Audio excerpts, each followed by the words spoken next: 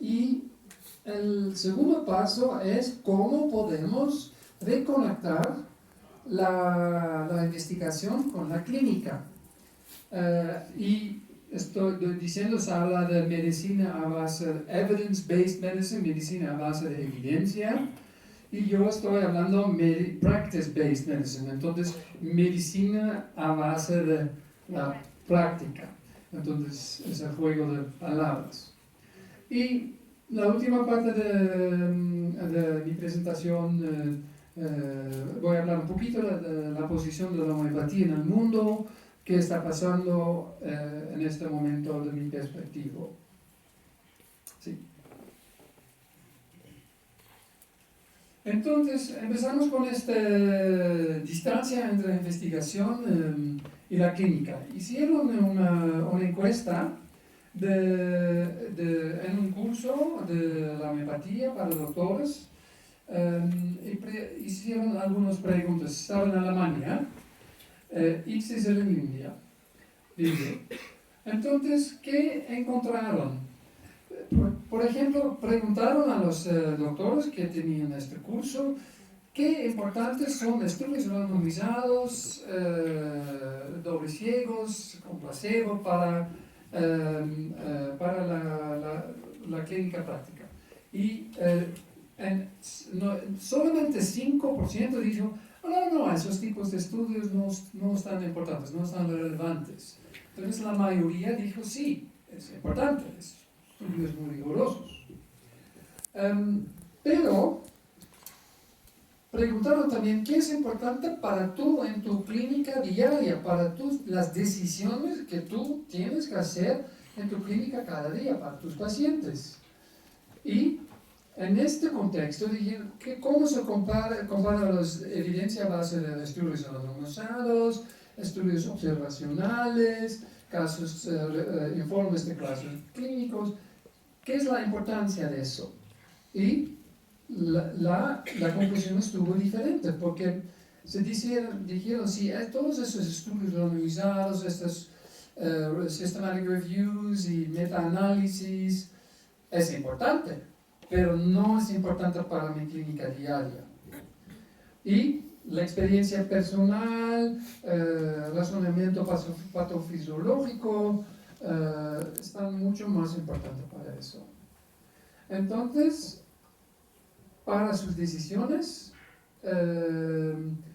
y eso estaba particularmente, compararon doctores que hicieron homeopatía, acupuntura, con doctores que hicieron medicina convencional. Y para estos doctores, la experiencia, eso todo estuvo más explícito. Que dijeron, para mi clínica homeopática, estudios randomizados no están muy importantes. Sí, el próximo, por favor. Entonces, ya bajamos, sí, todo lo... Ya.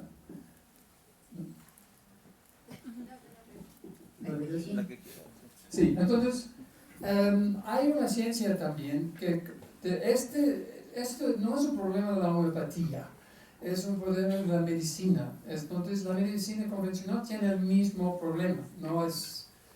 Entonces, ¿por qué hay esta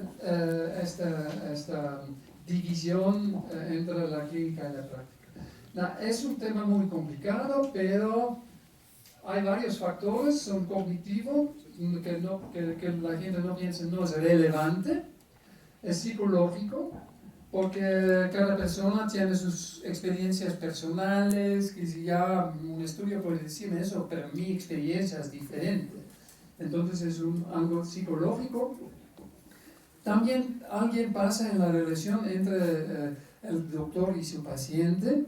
Entonces en esta relación puede tener un factor que el doctor dice, no voy a ignorar la evidencia, yo hago otra decisión. Práctico también, porque muchos doctores dicen, yo no tengo tiempo, hay tantos estudios, no puedo leer todas las revistas, toda esta información es una cantidad tan grande que yo no tengo tiempo para absorber todo eso. Y al final, cultural, porque hay también datos que sugieren que en diferentes países tienen otra actitud sobre la evidencia y, por ejemplo, sobre la importancia de un estudio randomizado. Pero no voy a entrar en este tema porque es complejo, pero la conclusión es que hay una división. ¿Sí? Algo poquito de elaborar es que también los doctores tienen sus sesgos y un sesgo muy muy común y eso no es solamente el sesgo de las homeópatas, es un sesgo que es muy común de todos los doctores convencionales, homeópatas, y se llama el sesgo de la confirmación. Y también se refiere como el sesgo de la sobreconfianza. Y eso es lo más importante de todo, por eso lo explico, que con todos nosotros tenemos en toda nuestra vida, hemos desarrollado una imagen cómo funciona el mundo. Entonces ya tenemos nuestras creencias personales. Y una información que dice, no, lo que tú piensas no es correcto, es diferente, estamos resistiendo. Entonces cada ser humano tiene esta tendencia de confirmar lo que ya también creamos y de ignorar que no nos conviene. Y hay otros tipos de sesgo que se dice, por ejemplo, cuando el mercado de bolsa de valores hace un crash, el próximo día hay los analistas que dicen, sí, pero ya esos factores, todo, ya había las indicaciones, pero eso se llama sesgo de hindsight, porque después del evento, ya todos estamos como wise, todos somos sabios después del evento. Y tenemos la experiencia de justificar las cosas después del evento. Y lo que es interesante es de sobreconfianza, es que cuando una persona desarrolla, un doctor, tiene más experiencia, más años, él está más en riesgo. Nuestro estudiante está abierto. Yo estoy aquí, yo estoy aprendiendo lo que él me dice, estoy abierto. Pero un doctor entra en la clínica, trabaja 5 o 10 años y después de 10 años un doctor piensa, no, yo tengo experiencia, yo sé más o menos cómo funcionan las cosas. Entonces el riesgo es que la gente con mucha experiencia se cierran más, porque concluyen que más o menos ahora saben cómo las cosas. Un mensaje súper importante es de quedar humilde toda tu vida, porque así puedes prevenir esta tendencia, porque todos los seres humanos tienen esta tendencia de desarrollar esta sobreconfianza. Y entonces mantener toda tu vida humilde, porque así que quedas abierta. Pero la consecuencia es que ya estamos hablando de medicina, falta de medicina integrada, que la gente son en sus silos, en sus cajas. Y eso es un problema. Entonces, para los investigadores, ya están en sus laboratorios, los doctores están en su práctica, y los doctores dicen, no, que está bien, yo hago lo que... Entonces no hay esta comunicación. ¿Sí? ¿No? Entonces, lo que pasa es que evidencia de buena calidad no es la consecuencia, porque la buena evidencia los doctores no cambian lo que hacen. Entonces, la idea, la teoría de la ciencia es que a base de evidencias hacemos buena ciencia, obtenemos datos fiables, comunicamos estos datos fiables y a los doctores, y los doctores cambian su práctica, entonces al final los pacientes van a recibir mejor tratamiento. Entonces eso es la teoría, pero lo que pasa es que los datos fiables, los doctores no cambian su práctica. Entonces, de cierto modo, para mí como científico, ya, mejor que voy a pescar, porque si yo hago muy buena ciencia y no cambia nada para el cuidado del paciente, es por nada, por el placer de hacerlo, pero no. Al final, la idea es mejorar el tratamiento de los pacientes. Entonces, es un problema grande. ¿Sí? Entonces, por eso estoy fomentando el concepto que medicina a base de evidencia, ¿no? Evidence-based medicine, no necesitamos practice-based medicine. Entonces, tenemos que desarrollar un sistema con quien los doctores se pueden conectar. Entonces, y se requiere eso también es un énfasis. Hay la prueba de la homeopatía que necesitamos prueba que esa homeopatía es más que un placebo. Eso es proving. Pero en inglés hay también improving. Entonces, para medicina a base de práctica, practice-based medicine, tenemos que cambiar el énfasis a improving homeopatía.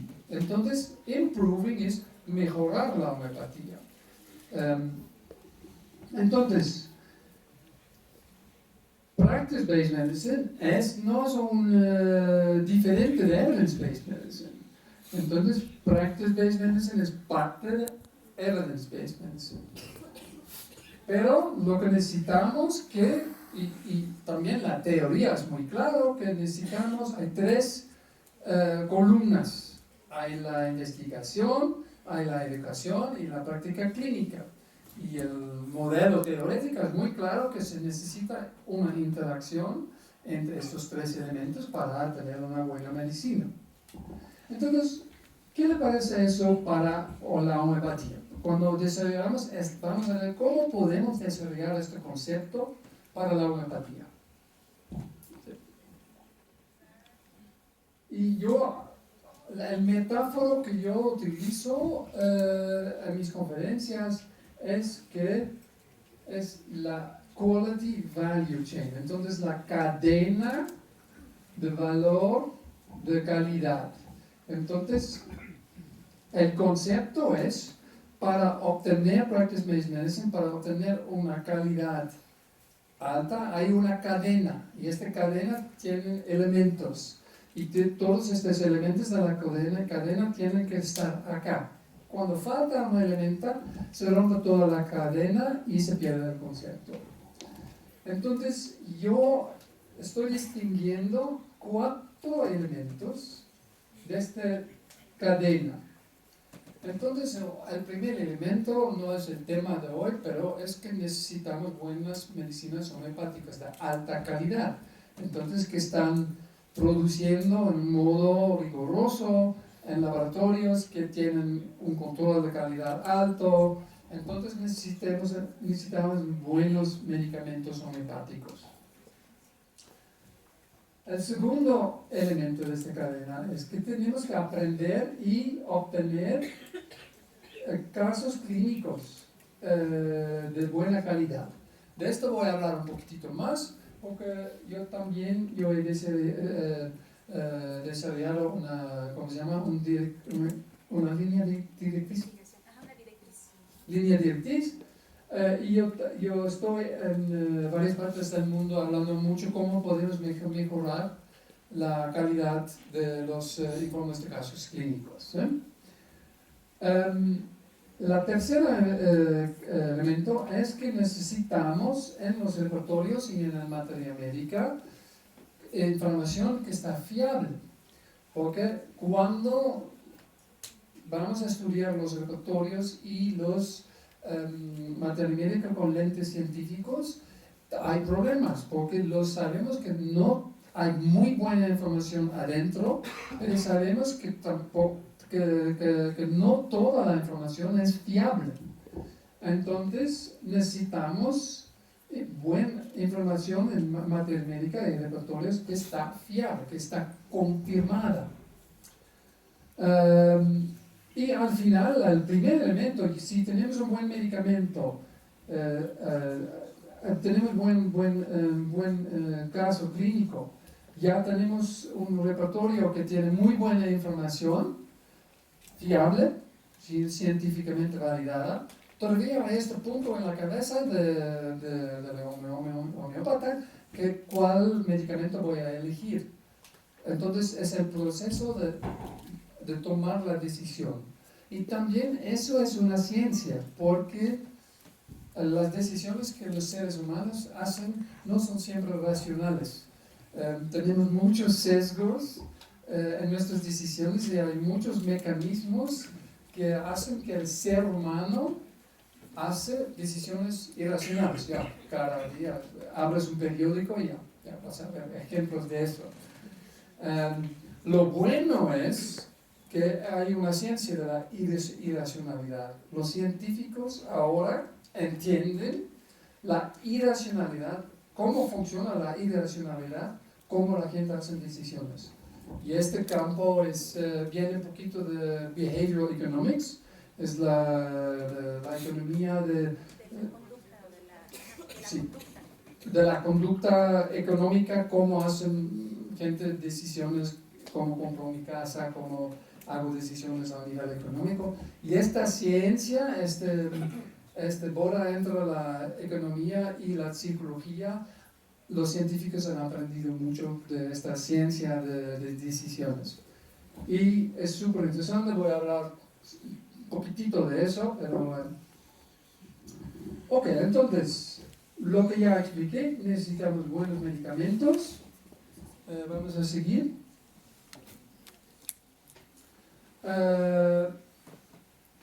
Y el segundo elemento de la cadena de calidad es cómo tenemos buenos informes clínicos. Sí, próximo.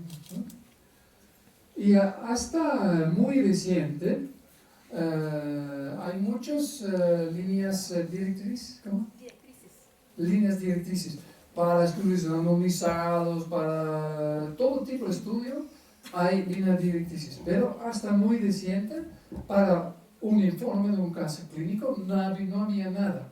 Entonces es un paradojo porque por miles de años ya hay casos clínicos, pero no había esta línea directriz.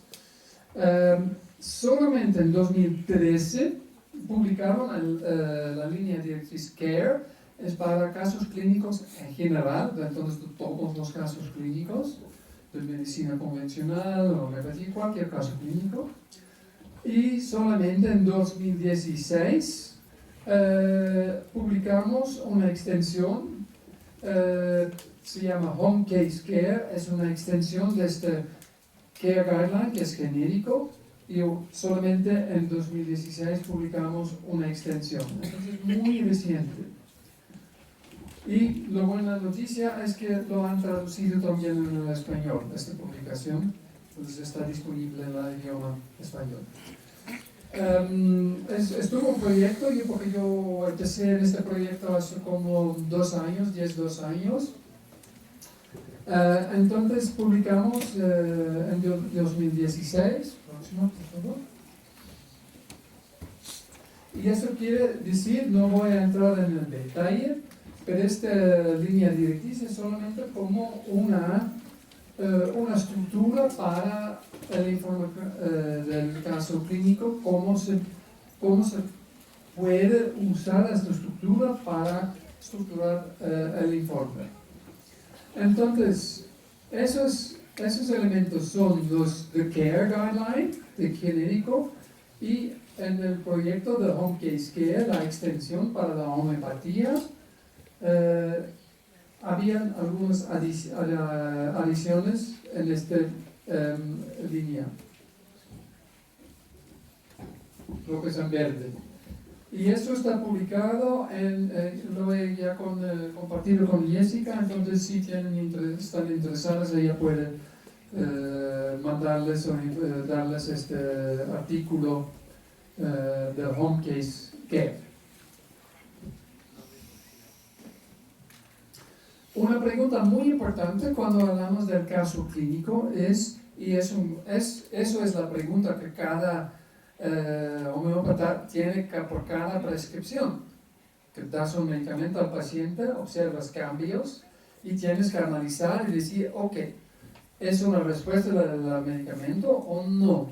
Entonces, este concepto de atribuir qué es la probabilidad que los cambios observados en el paciente están atribuidos al medicamento. Entonces, hemos desarrollado por eso un inventario, ¿cómo se llama? ¿Una encuesta? ¿Cómo? Una encuesta. Una lista de criterios que se pueden preguntar. Porque claro que sí, si queremos tener confianza, que decimos, eso es un caso de licopodium. Y una persona te pregunta, ¿por qué tienes tanta confianza que esta respuesta es licopodium? Por 200 años sí, los homeópatas dicen, no, yo tengo mucha experiencia, yo lo he observado, pero la ciencia, el concepto de la ciencia, eso es medicina a base de eminencia. Y hay mucho de eso en la homeopatía. La homeopatía tiene 200 años de medicina a base de eminencia. Y yo no lo apoyo. Yo quiero fomentar medicina a base de evidencia. Pero la idea de evidencia es que alguien dice, ¿por qué piensas eso? Que tú dices, sí, yo opino, ese es un caso licopodium, porque lo que he observado es... Entonces, la idea de este informe es de generar una transparencia que si alguien te pregunta, que tú puedes decir, sí, porque yo he observado eso y eso y eso, y porque eso y eso y eso, yo pienso que estos cambios son muy probables conectados con prescribir licopodium. Y este guía hemos desarrollado por varios años y en la revista Homeopatía, yo estuve en India hace 5 años, una presentación de estudiantes como ahora. Yo le digo ya, empezamos con lista de criterios, este informe, pero me preguntaron, alguien dice, ¿pero este es validado? Y dijo, no es validado. Y yo dije, broma, no, validar eso es más o menos un tema para una tesis, una disertación. Y había un estudiante allá y dijo, que decidió en este momento, yo voy a hacer mi tesis en validar esta lista de criterios. Y ahora vamos en abril más o menos publicar en la revista Homeopatía la validación de esta lista de criterios. Entonces, de vez en cuando vale la pena dar conferencias. Sí. Entonces, el tercer elemento de la cadena es cómo podemos tener información en nuestros repertorios que está fiable, que está validada. Entonces, entonces, lo que entra en la materia médica es a base de experimentos patogenéticos, en inglés se dice provings, o de verificación en la práctica clínica, se llama clinical verification. Entonces son las dos columnas de la información, pero el problema es de proving, experimento patogenético, como formulado como Hahnemann, es muy interesante, es muy importante, pero científicamente no está completamente validado. Todavía no estamos 100% allá. La verificación clínica no es transparente. Dicen, por ejemplo, el repertorio de Kent, que Kent en su práctica clínica tenía muchos casos y a base de sus observaciones en la práctica clínica entró muchos medicamentos en el repertorio, pero el problema es que no sabemos cómo él lo hizo y a base de cuáles criterios. Y entonces es un problema porque no es científico al nivel que es transparente cómo hicieron sus decisiones. Y lo más probable, lo que pasó, que Kent observó muchos casos de, por ejemplo, sulfur, y tenía pacientes exitosos que trató con sulfur exitosamente, observó todos los síntomas, observó los síntomas que se mejoraron, y a base de eso entró las rúbricas. ¿Cómo se dice rúbricas? ¿Rúbricas? Sí. Las rúbricas en su repertorio de Kent.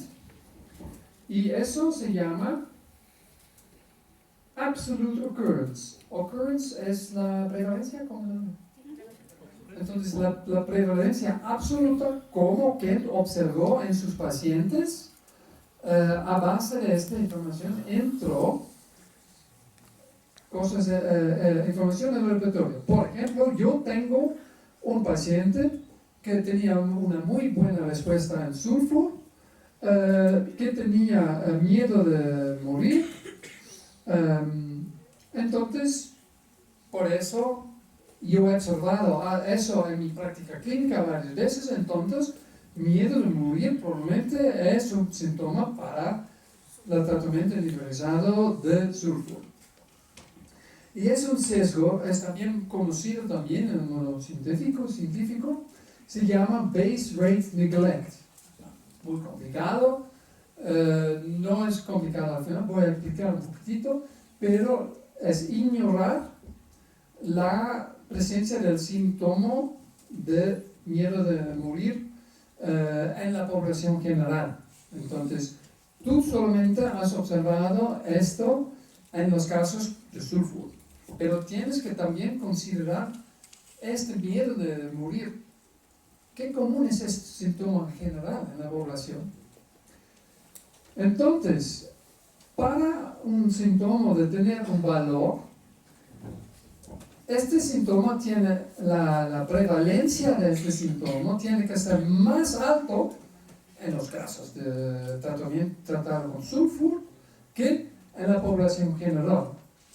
Si hay entonces, si la prevalencia es más alto que el base rate en la población general, entonces todos los otros pacientes, en este caso, te ayudo. Y para eso hay una ciencia, hay un método estadístico, es la estadística base formulada por Bayes, se llaman Bayesian Statistics. ¿Sí? ¿Continúo? Entonces, vamos a checar qué fiable es el repertorio. Miedo de morir. En Holanda, un grupo de homeópatas han observado estos síntomas en sus clínicas, entonces han coleccionado datos estadísticos sobre esos temas. Entonces, en todos los pacientes, tenían 4.000 pacientes observados. Había miedo de morir en 1958, entonces más o menos 4% de los pacientes, todos los pacientes que te ves en tu clínica, tenían este miedo. Entonces observaron 88 pacientes que recibieron sulfur. Y uno de estos pacientes tenía miedo de morir. Es 1%, más o menos. Pero había otro remedio más pequeño que se llama Kingris contortis. Tenían pocos pacientes porque no es un remedio muy común, pero de estos 4 pacientes, uno también tenía miedo de morir. Y uno de 4 es 25%. Entonces, si checamos el repertorio, sulfur está en el repertorio del miedo de morir, pero Kingris contortis no es. Y eso es un problema. Porque al final tenemos que sacar el señal del signal from the noise, como que la señal de la interferencia.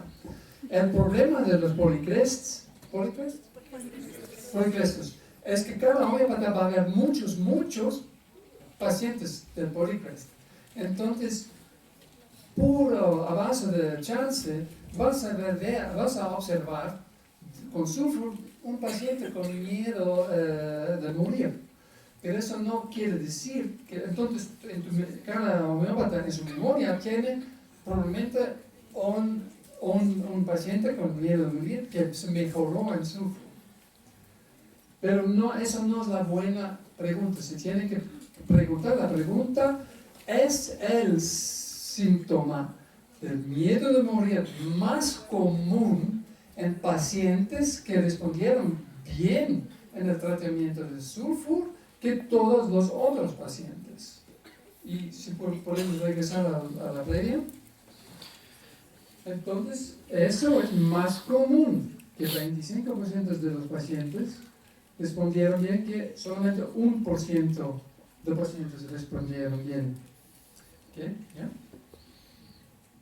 Y eso se llama la likelihood ratio. Entonces, la likelihood ratio matemáticamente es la prevalencia del remedio en la población interesados. Ahora es la población que respondió con miedo de morir, que respondió bien al sulfur, que la prevalencia en la población total. Entonces, la likelihood ratio, seguimos. Entonces, la likelihood ratio de miedo de morir para sulfur es 1, para sulfur 0.25, es 1%, que en la población total es 4, entonces es 0.25. Y de Gengis es al revés, 25% por 4 es 6.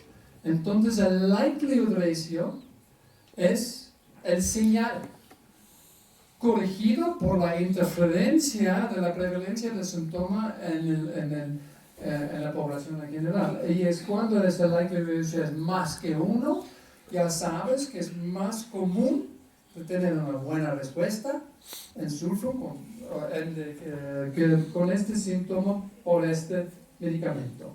¿Ok? ¿Seguimos? Entonces, ahora hablamos de la validación estadística del repertorio en materia médica. Lo bueno es que la ciencia está ya. La base matemática ya, porque es la estadística a base de Bayes y está bien establecida por más que 200 años. Entonces, tenemos una base moderna teórico y metodológico para la validación. Y el doctor holandés se llama Lex Rutten, él publicó un libro que tuviera, en mi opinión, que ser parte de su currículo. Se llama Prognostic Factor Research in Homeopathy, a Practical Guide for Researchers. Entonces, este libro está publicado recientemente, es un libro súper importante que explica todas esas cosas mucho más que yo he explicado hoy. Entonces, tenemos una columna teórica y metodológica, pero también ahora la columna tecnológica está allá, porque la homeopatía siempre necesita la tecnología, porque hay muchos síntomas y por eso los homeopatas agarraron muy rápido la revolución de la informática, porque los homeopatas tienen que manejar mucha información. Entonces, pero ahora la base tecnológica está allá, porque se llama, ahora habla mucho de Big Data, la revolución de Big Data. Y eso quiere decir que Google y toda esa gente, cada vez que estamos haciendo cosas en nuestros smartphones, sube información en la nube y ya saben, por ejemplo, estás buscando algo y el próximo día te ofrezcan algo de ropa o de algo que entonces el concepto es que tú haces algo, ya entra en el cloud, analizan tu comportamiento y aprenden de tu comportamiento que tú tienes un interés en ciertas cosas y después te mandan anuncios de estas cosas. Es the big data revolution, ya está pasando ahora, pero no está llegado muy fuertemente en la homeopatía. Pero el secreto para eso es el cloud-based computing, entonces es el nube. Entonces, por ejemplo, se llama el compás de Pitucas, no sé si lo conocen, pero ya han entrado, es un repertorio, pero es cloud-based, entonces no instala nada en tu computador. Tú estás trabajando, estás utilizando el repertorio automáticamente está captado, entonces no es necesario de entrar los datos, mandar los datos, entonces ya es cloud-based, en nube. Ya han analizado, por ejemplo, 225.000 prescripciones y analizados. Hay un research bulletin que podría también mandar a Jessica para compartir también, para los que están interesados.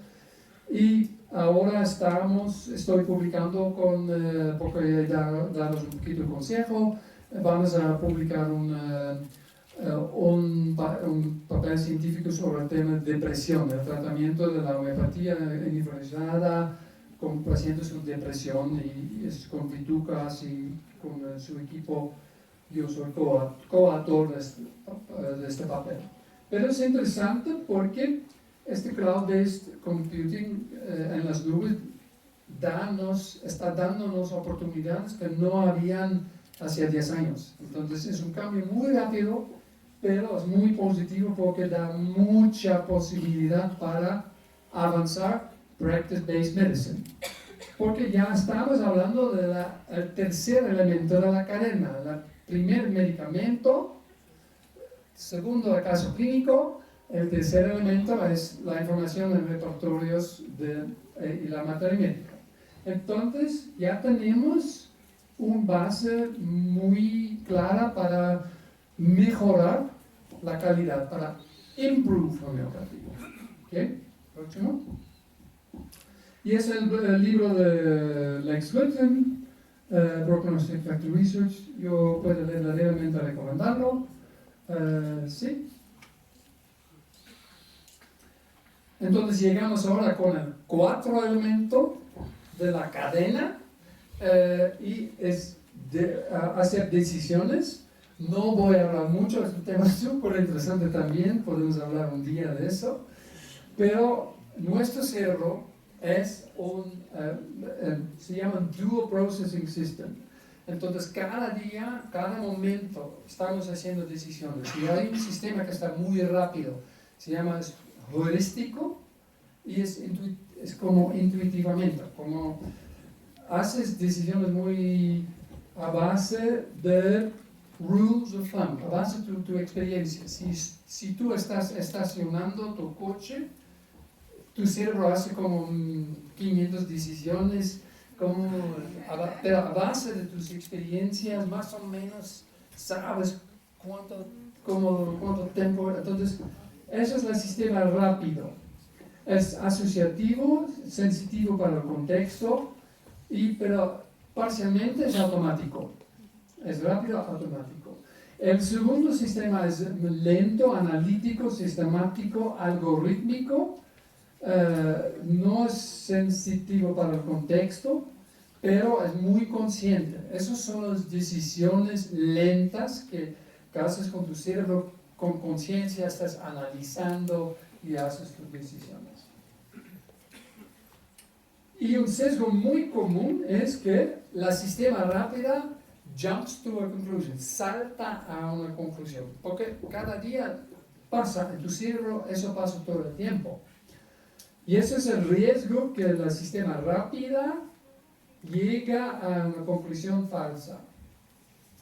Y por ejemplo, eso para en el nivel homeopático, como la decisión del medicamento homeopático, que es el sí mínimo, hasta que Fitucas, que ha visto miles y miles y miles y miles de pacientes en su vida, dice todavía tienes que repertorizar, aunque tienes muchas veces una tendencia de pensar, no, eso es un caso de Staphysagra, y todavía ese es el sistema rápido. Y no es mala, pero tienes que tener consciente que este sistema rápido puede estar falsa. Por eso tienes, hasta que Fitucas dicen, todavía tiene que estar utilizando el repertorio para analizar los síntomas. ¿Okay? Y una regla, rules of thumb, ¿cómo se llama? Heuristic. Heuristic. ¿Heurística? Una heurística muy común se llama la heurística de disponibilidad. Entonces es lógico, nosotros en nuestras decisiones utilizamos lo que es más disponible en nuestro cerebro. Tal vez saben que después del Twin Towers, del incidente de Nueva York, que murieron 2.000 personas en estos edificios, murieron 2.000 personas más en el tránsito. ¿Sabes por qué? Porque estuvo una imagen tan fuerte, tan emocional. Cada persona te recuerda dónde estuviste, cuando estos aviones estaban entrando en este edificio.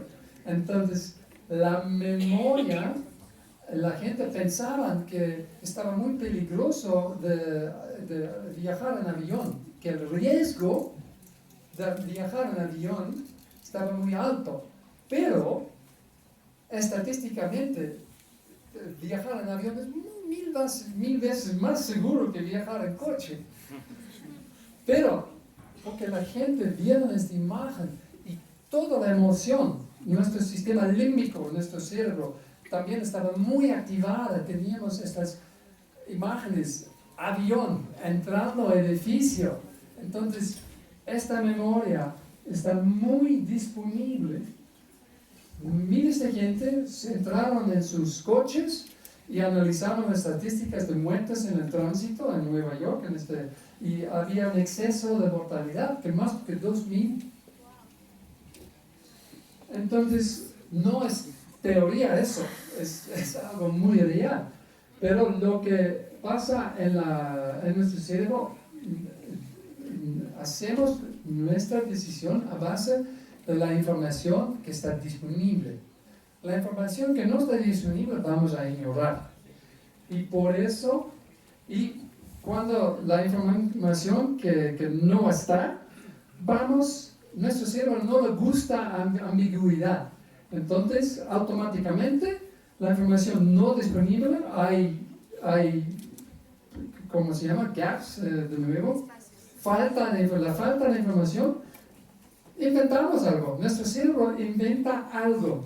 Entonces, es el riesgo que the gaps in the information are unconsciously filled. Entonces, hacemos